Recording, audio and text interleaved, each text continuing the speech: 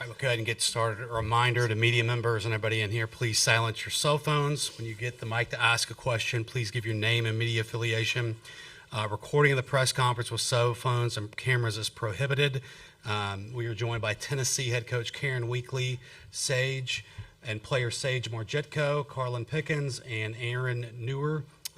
They will be with us for 15 minutes. Questions will be available to everybody, and we'll start with an opening statement with Coach if you have one, so feel free. Just great to be here. No better place to be this time of year than Oklahoma City. Really happy to do it with this group of young women. I don't know that I've ever had a team where everybody is such a great teammate and really embraces the role they're called upon to play. Just really proud of them and excited to get going and playing ball tomorrow. Okay, we'll open for questions. Second row on the left here. Riley Robinson with WVLT. Karlyn, I know last time here in OKC, just kind of what are your feelings? What's your mindset heading into this week? Yeah, I'm super excited to be competing with this team. We have a really great group of girls, like Karen said, and we've been on just a hot streak recently. You know, our offense has been really coming together. Pitching staff is strong, so ready to just compete, take it one day at a time. Okay, we go to the right, second row. Cora Hall, Knox News Sentinel. I was wondering if you could all kind of chime in on, you guys had a lot more extra time between supers and getting here this year as opposed to last year. Just how do you feel like that maybe helped the team or helped you mentally prepare for this? Erin, if you wouldn't mind starting, we'll come back down the left. Yeah, I think when you get that Thursday, Friday, Saturday, it's a bit of a rush on the front end, getting ready to play, knowing you don't have that extra day of prep. But if you're fortunate enough to win it in two, it's a lot of nice rest and relaxation, and it's crazy. You know, Friday you're celebrating going to the World Series, and three supers haven't even started competing yet. So I think it made for a more relaxing Saturday and Sunday. We flew out here on Monday for the first time, and I think that's helped us a lot. Just settle in and get comfortable here and not feel rushed. Yeah, kind of like what Karen said, just allowing us to get that extra rest time, and then to just be calm coming in here and not having to feel like we're rushing from one place to the next. So yeah. Yeah, I'd also just add on to that, we always talk about, being the most well-rested, tired team, so it's always going to be a long season. But yeah, getting to start on Thursday, win both games was huge for us, getting to rest, reset, get down here kind of early and get ready for the week. Yeah, I agree with all of that. Just being in Oklahoma early, I feel like it's going to help us, and just getting a feel for the environment is going to be important. Okay, we'll stay on the right, front row. Will Dawson, CBN Sports. Karlyn, Proverbs 18:32 is a Bible verse that you've shared. What is the significance of that verse, and what role does faith play in your life? Yeah, so it is for God who arms me with strength, and it's kind of just a really good reminder for me. It sticks there on my glove, so anytime, times get hard, realize I'm playing here for a bigger reason than myself, and it's just really comforting to have that right there, knowing that not only, God is there with me, but also my teammates, and I'm doing it for a bigger purpose from that. Okay, we'll stay at the front row on the right side, Eric. Eric Lopez, D1 Softball. For the four of you, talk about Megan Rhodes-Smith and her importance and getting the most out of you as pitchers, and Coach helping you develop these pitchers. Yes, Coach, if you want to go, then go down the line. Sure. 2 years ago, we had two pitchers make first-team All-American, and it's going to be announced here shortly. And, I fully hope that some of these are going to be on that list again. But just when you look at, since Megan has been back with our program, Megan played for Ralph and I back in 05 to 08, but since we were able to bring her back as a pitching coach, the record speaks for itself, and the proof's in the pudding. It's just, one all SEC, all region, all American after another, and it's really cool to watch the growth and kind of the vision. So Karlyn was a freshman. You had Karlyn, Peyton Gottschall, Ashley Rogers, and, Ashley being the senior. And I think, Karlyn could look now and go, wow, how much have I grown? And here we are 3 years later, and Karlyn's kind of the leader of the pack, but look at how Sage grew into her role this year from last year. Look how Erin has grown into her role this year from last year. And, we're going to move on next year, and Karlyn's going to graduate, and these guys are just ready to continue to ascend and step up. And so much of that is because Megan is really good at two things. Number one, she recruits people that she knows she can help get better. And she doesn't have an ego about that. Some people think they can fix everybody and make them better. She knows which ones are going to fit exactly what she wants and what she sees. And then she meets them where they are. These guys' bullpens are not the same. Some need more mechanics, some need more just throwing, some need more mental games, some need more of the physical tweaking, and everybody gets what they need. And it's really been phenomenal. I don't know that there's any other program that has pitched and won the pitching honors at the level that we have over the last 5 years, and I give a ton of that credit to Megan. I know for me, Megan is just super great about, doing whatever I need, coaching me in the ways that I need to be coached, just physically, and then also like the mental side of it. We all say that she's not just like a cookie cutter type of coach. She's not going to try to make us all do the same thing and make us the same pitcher. She's really good at, playing to our strengths, and then also just like within the game, calling the game. She has a lot of time watching film and finding the holes of hitters and also knowing how to use our strengths against them. Yeah, pretty much the same thing. I was just going to add, she really does a great job of knowing our strengths and what we're really good at and like fine-tuning those things. But also on the mental side, Megan was a sports psychology major. So she's really done a tremendous job for me, helping me with my mental game coming into college to now. It's like night and day. So I think that's really like a super important thing on the mound to have that unlock. Yeah, I agree, especially with the mental side of it. Last year, she just pushed me to be the best, like, mentally I could possibly be. And then this year, just working with me on little tweaks mechanically has been, like, such a game changer.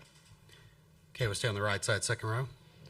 Amy Just, Lincoln Journal Star. Karen, last night, Jordy Balfrom was named the USA Softball Player of the Year as a team that's played against her this year and last year. Just what have you seen from her as a competitor, as an athlete on the field, but also just what she's meant to the sport off of it?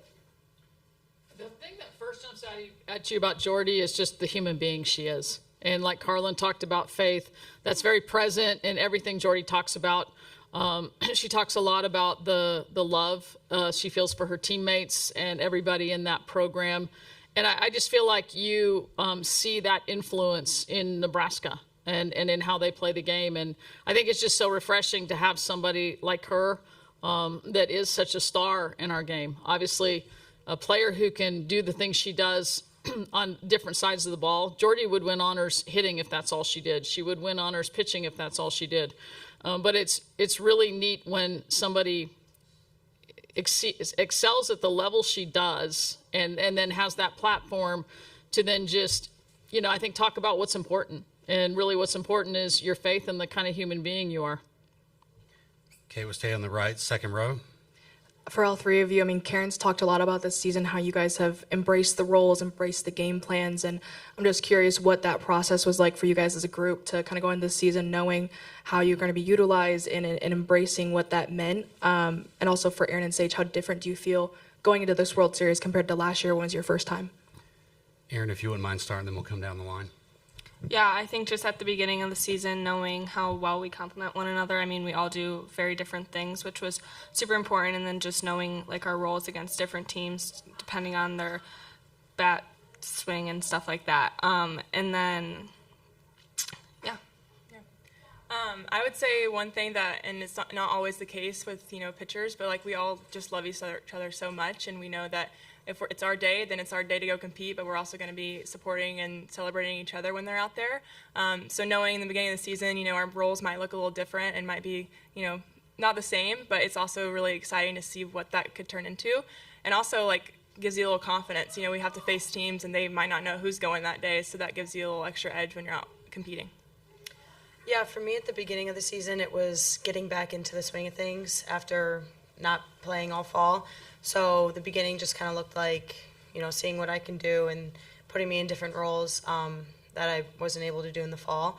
But then just coming back here this year, just that confidence I have, not just for myself, but for these girls. We complement each other well, and like Karlyn said, we just love each other and support each other no matter who's out there. Stay on the right side, third row in the corner. Tyler Edmonds, Daily Beacon. Karlyn, getting to compete with Reese overseas in Australia, getting drafted by the same team, and now getting to compete against her in the College World Series. I mean, how cool is that to you? Yeah, it's super awesome, and I think, just softball in general, it's great to be able to meet players from different teams and go compete on the biggest stage there is, but then, obviously we're going to take care of business here on our own, whatever that might be, and then, excited to be her teammate in the future. We'll go left side now, third row. Charles May, Southeastern Softball Wire. Coach, over your time coaching at Tennessee, just how rare is it to have what you have here? 3 pitchers, all on their game, all complimentary, selfless. How hard is that, and rare of a thing is that to have? It is really rare for a lot of reasons. To have the opportunity to have, this much talent come into your program, for them to improve, develop, and grow like they have. I really think the only other year where I felt like we were 3 deep this way was Karlyn's freshman year. And then for them to see, in this day and age, it's so much you're enticed to kind of go where you're going to be the star all the time. And for them to see the value of being somewhere where you're going to develop and you're going to grow, and because you have the depth, you're going to put yourself and your team in a position to be here in Oklahoma City.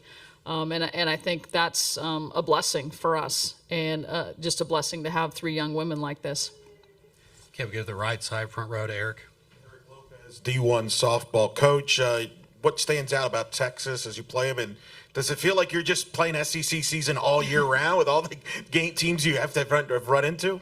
Well, interestingly, Supers, we faced Georgia. We didn't face them in regular season, and we did not face Texas in regular season. Of course, we saw plenty of them last year during season and then here at the World Series. Just a phenomenal team, from top to bottom, every facet of the game. Tegan Caban, obviously one of the best pitchers in the game.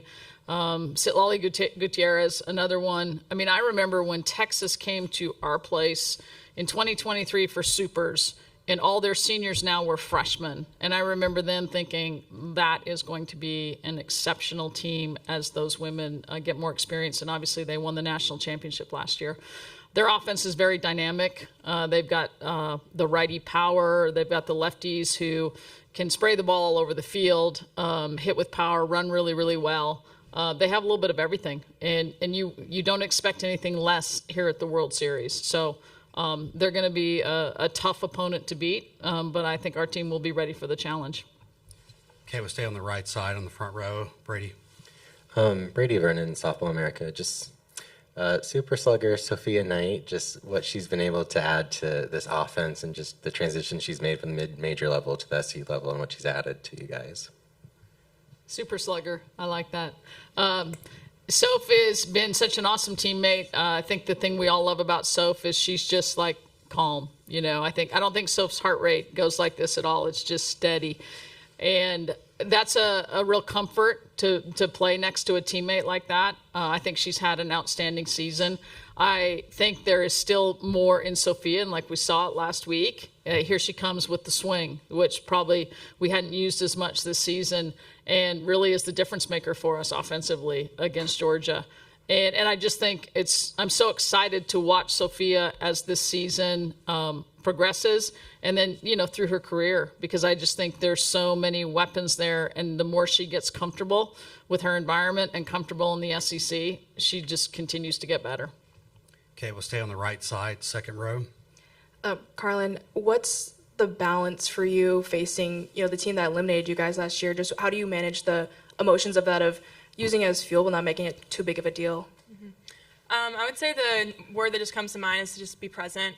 Focus on one batter at a time, one pitch at a time. Trust the preparation that we do, the week coming up here that we do scouting Texas, and really just focusing on that one pitch at a time, not trying to overthink anything, not think ahead or think about things from the past. Okay, this will be a last one, second row on the left. For the players, you guys been here twice, Karlyn now 3 times. Does that experience here maybe just help not make this moment too big, and is now OKC just the standard for Tennessee? Yeah, I would just say every time that we get the opportunity to play in Oklahoma City, just realizing how grateful that we are to be here, because this has been our dream like our whole entire lives. So just taking that in and then just embracing it. Yeah, I would definitely say going back to my freshman year, the first time being here, it was definitely surreal, like a very starstruck moment, you know, being out on that field for the first time. So now being here for the third time, it's definitely a kind of a different feel for me. Just like going out there competing, not getting too caught up in everything else that's going on, and just knowing that it's the same softball that we've been playing all year round. Yeah, I would just say that, like, you don't know how many times you're going to go to Oklahoma City, so just enjoying the moments you are here and being present. You know, it's not something to take for granted, because most players don't even get to go here once, and, you know, we've been here twice, 3 times, so it's just enjoying it while you're here and, you know, coming out here and competing. That'll wrap things up for Tennessee. Thank you. Thank you. Thank you. A reminder that the recording of the press conference will be in the NCAA Digital Media Hub, and transcripts will be provided by ASAP shortly.